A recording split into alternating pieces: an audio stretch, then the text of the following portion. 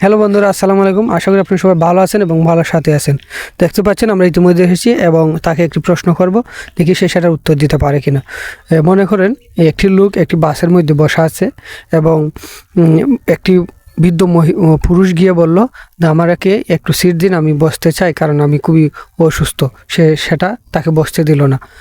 পরবর্তীতে কিছুক্ষণ পরে একজন প্রেগনেন্ট মহিলা গেল, তিনি অসুস্থ, বললেন আমাকে একটি সিট দেন, আমি খুবই কষ্ট পাচ্ছি, তাকেও দিল না।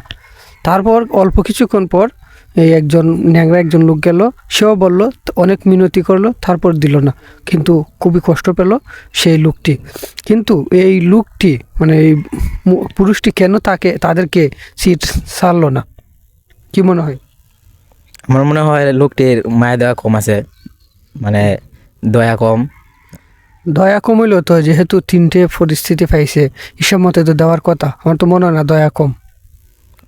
এটাও তো হতে পারে যে লোকটিরও একটা পা নাই। আর লোকটির পা আছে, হাত পা সবই আছে।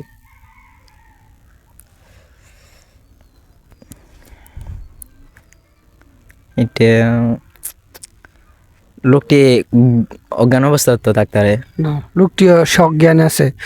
দর্শক, সে পারতেছে না। আপনারা যদি পারেন অবশ্যই কমেন্টে জানিয়ে দেবেন। ধন্যবাদ সবাইকে।